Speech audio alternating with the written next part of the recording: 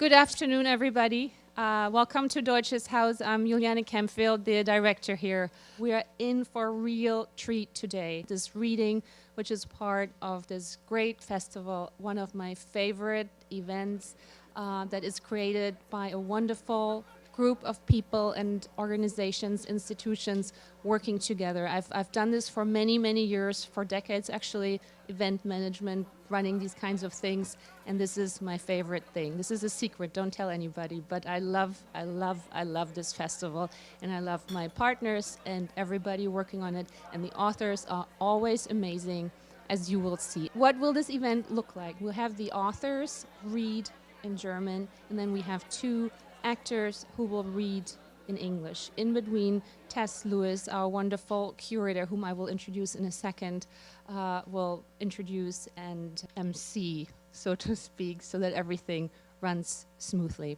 Robert Lyons recently returned to New York from Washington, D.C., where he completed a master's in classical acting at George Washington University and the Shakespeare Theatre Company. He has appeared on Nickelodeon's Mission Dawn and Julie Delpy's film The Countess.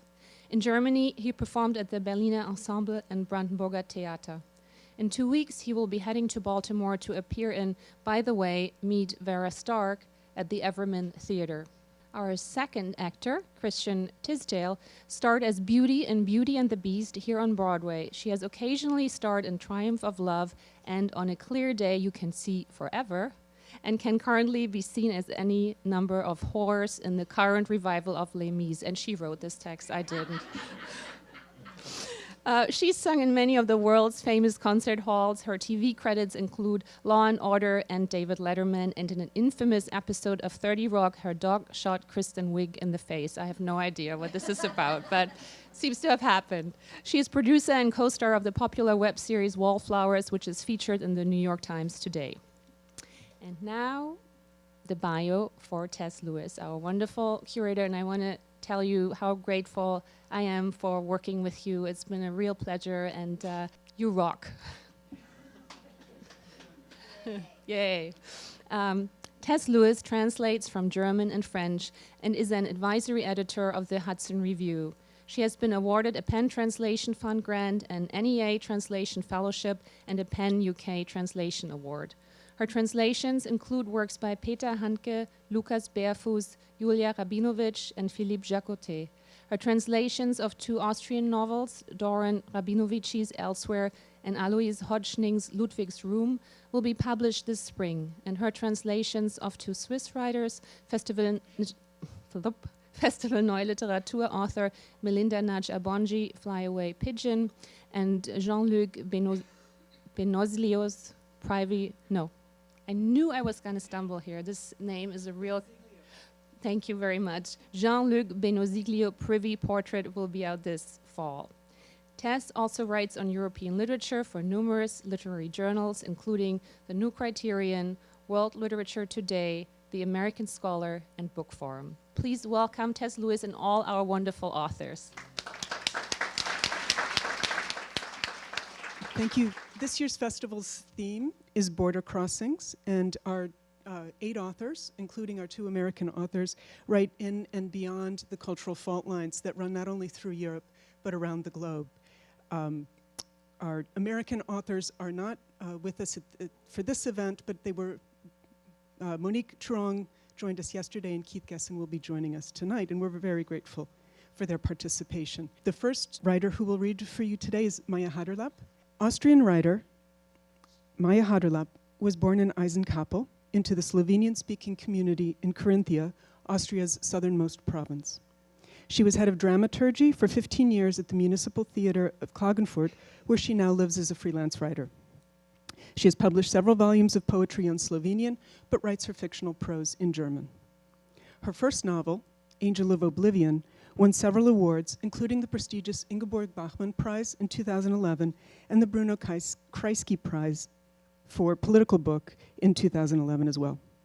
The book's title, Angel of Oblivion, refers to the Hasidic legend according to which all children, before they're born, have complete knowledge of the Torah in their head, but on birth, the angel of forgetfulness, or the angel of oblivion, comes and taps them on their mouth, and they've forgotten everything to have the pleasure of learning the Torah all over.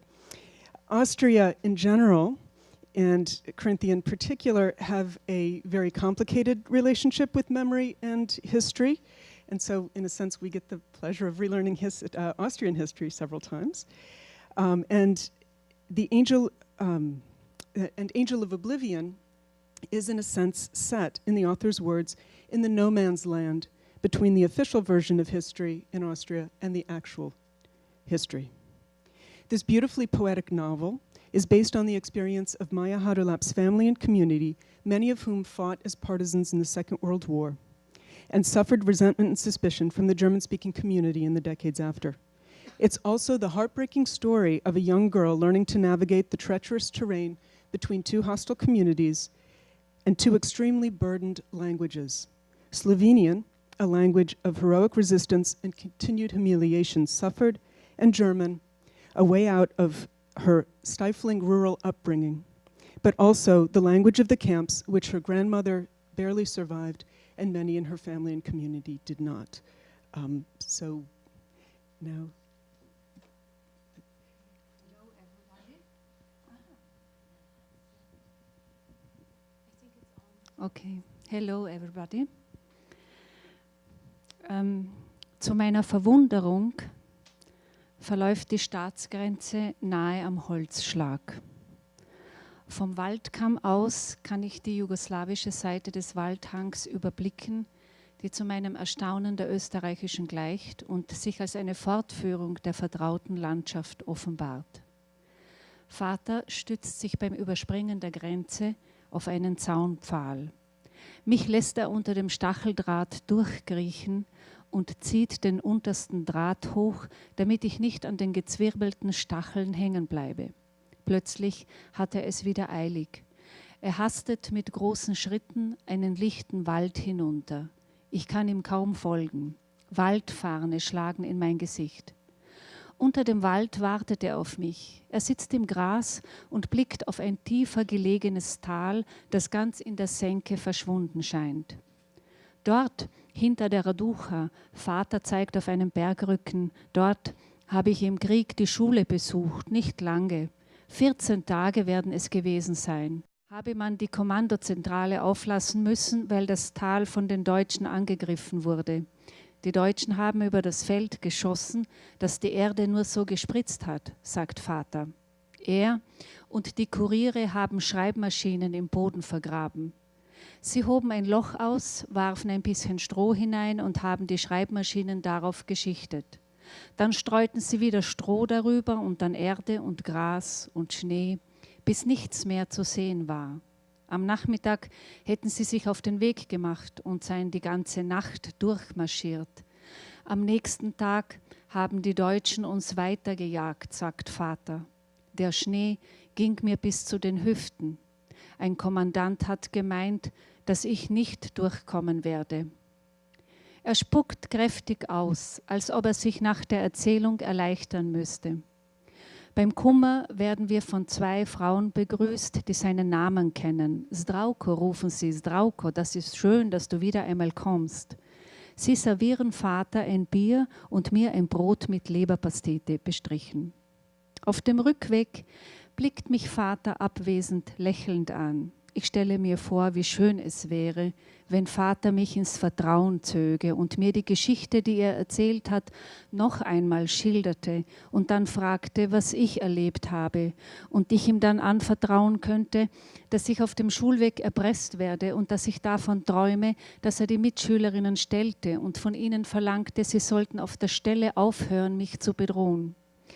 In der Hoffnung, auf Vater zählen zu können, gebe ich ihm ein stilles Versprechen, das ich selbst nicht begreife, ein Zugeständnis, ihn auf seinen Heimwegen und seinen Schulwegen zu begleiten, auf den Wegen in diese Landschaft vielleicht oder in seine Erinnerung. Ich überlege während des Aufstiegs durch den Wald, ob ich in meinem Kinderkörper bleiben sollte oder über mich hinauswachsen möchte, und bleibe an diesem Tag in meinem kurzen Rock, in den Baumwollstrumpfhosen und in den Gummistiefeln stecken. Als wir unter der Grenze den Finanzersteig betreten, suche ich nach Fußspuren im aufgeweichten Boden. in dem sich Pfützen gebildet haben. Vater sagt, dass die Finanzer heute am Sonntag vielleicht frei hätten und muss über seinen Einfall lachen. Wir erreichen die österreichische Grenze, ohne entdeckt worden zu sein. Und Vater fragt, ob ich bei einer Treibjagd mitgehen möchte, weil er gesehen habe, dass ich ordentlich gehen könne. Ich sage ja und beschließe, meine Waldscheu zu überwinden. Auf dem Weg zum Moosgang gibt der Wald an einer Stelle den Blick auf verstreut liegende Höfe im Talgraben frei. Wir bleiben stehen und schauen aus dem grünen Dickicht heraus. Wie zwei Fische, fällt mir ein, die aus dem Tank hervorlugen. Ich habe die munteren Fische im Fernsehen gesehen und stelle mir vor, wie Vater und ich mit großen Augen aus dem Unterholzgekräusel blicken und dann darin verschwinden. Eine kleine Sandwolke aufwirbelnd, die sich im trüben Wasser nur langsam senkt. Ein Meer voller Halme, denke ich. Bald werden wir das Ufer erreichen. Als ich zu Vater aufs Motorrad steige, bin ich fröhlich. Ich lege die Hände eng um seine Taille und drücke mich an seinen Rücken. Es ist später Nachmittag, als wir die kurvenreiche Straße der Kopriuna hinunterfahren. Die Sonne hält sich auf unserer Höhe. In einer ausladenden Kehre bleibt Vater stehen und raucht eine Zigarette. Früher ist da ein Zaun gestanden, sagt er, und bläst den Rauch in die Luft. Bevor wir die Talsenke erreichen, fährt er über eine Holzbrücke zu einem zerfallenden Haus, das sich zwischen Zwetschgen und Apfelbäumen verbirgt. Als wir vom Motorrad steigen, steht Jaki, Vaters Holzfällerkollege, auf eine Sense gestützt vor der Haustür. Rund um das Haus liegt das gemähte Gras wellenförmig am Boden. Ich bin in die Brennesseln gegangen, sagt Jaki. Wart ihr im Schlag? Vater bejaht. Wenn man nicht regelmäßig mäht, wächst alles zu, sagt Jaki. Er sei heute schon oben beim Bleis gewesen, da wuchere auch das Gras.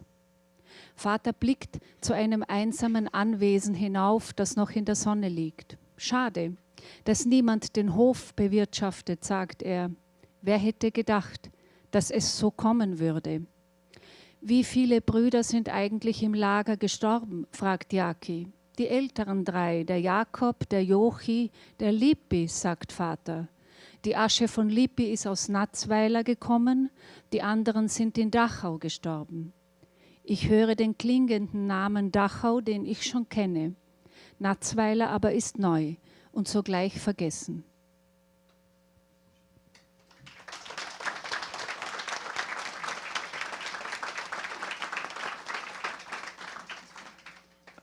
Before Tess starts reading, I should mention that the translation of my Aha Terlep's book will be out eventually. The timing isn't quite yet clear.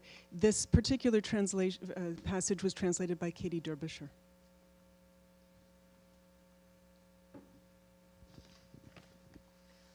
The way someone went into the woods or came out of the woods told you everything about them, they say. Was he carrying a rifle? Did he have a red star on his cap? Was he wearing 2 pairs of trousers and 2 coats on top of each other to keep warm? Did he come in an unbuttoned shirt, his trousers torn and stained with pitch? Was he carrying a dead deer in his backpack, or was he taking bacon for the green cadre up to the highest fir trees? Was he carrying a basket of mushrooms, a can of berries, or courier post in his pockets? Did he have a clean shirt on? Did he smell of pitch and bark, or was he rancid and unwashed, stinking of earth and the sweat of fear and of blood and scabs? My father's hunting friends wear iron trousers and jackets the color of the trees, carry the smell of moss in their hair, and stick twigs of fir in the bands of their hunting hats. From their backpacks dangle the heads of large game that had been identified by the gun, bowled over, and so brought to book. From the deer's muzzles drip blood and sweat, the dew of the last breath they drew in. The dark eyes gleam long afterwards in the delicate heads, and their skulls, freed from fur and hair, simmer long afterwards in the peroxide water until they are taken out of the pan, bleached into trophies. Hunting is part of the family legend. Every hunt day a festive day. That's the way it's always been, so Father says. He still goes out stalking at dawn and dusk, oils his rifles and shotguns, cleans his binoculars, counts the cartridges. Game is still boiled and roasted in the kitchen. The smell of chamois stew still awakens our appetites. His hunting friends still frequent our house and tell their stories. He still looks forward to the annual shoot and to the drive, and he wants to take me along too because I'm a good walker. When the day comes, the shoot is discussed in the early morning. The hunters are served hot tea and donuts. The territory is divided up. Sections of the forest are allocated, the positions decided. I'm to go along with old Pop, whom I know well. Pop's face looks like a rough desert landscape. He's the oldest in the group, and they say he has the worst eyes. Once, they put him and his eyesight to the test, so the story goes, and stuck a cat in a rabbit's pelt. They wrapped the fur around the cat's body and tied it on with string. The cat spat and scratched and fled up the nearest tree, and Pop couldn't believe his eyes because he could have sworn he saw the first ever rabbit to climb a tree. Grandmother takes me aside. She's heard the hunt will end at the Gregorich's place. I'm to say hello to old Mother Gregorichka for her.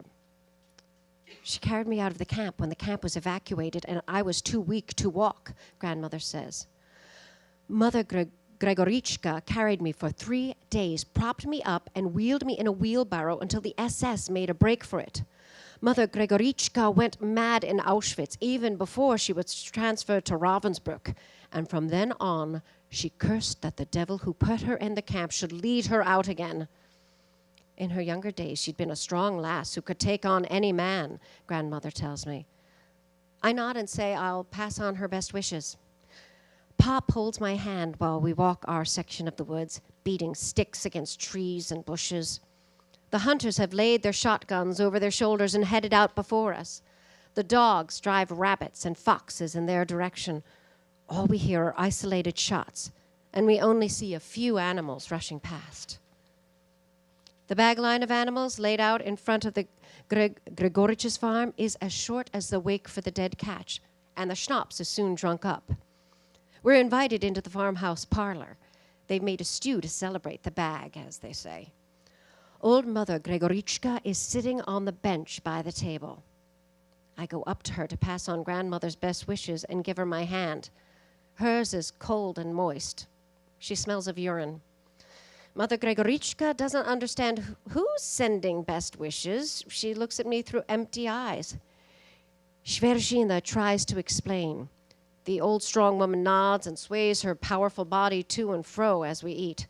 I watch her from the side and can't help thinking of Grandmother and how this Gregorichka was capable of throwing grown men in the air and carrying my weakened grandmother out of the camp.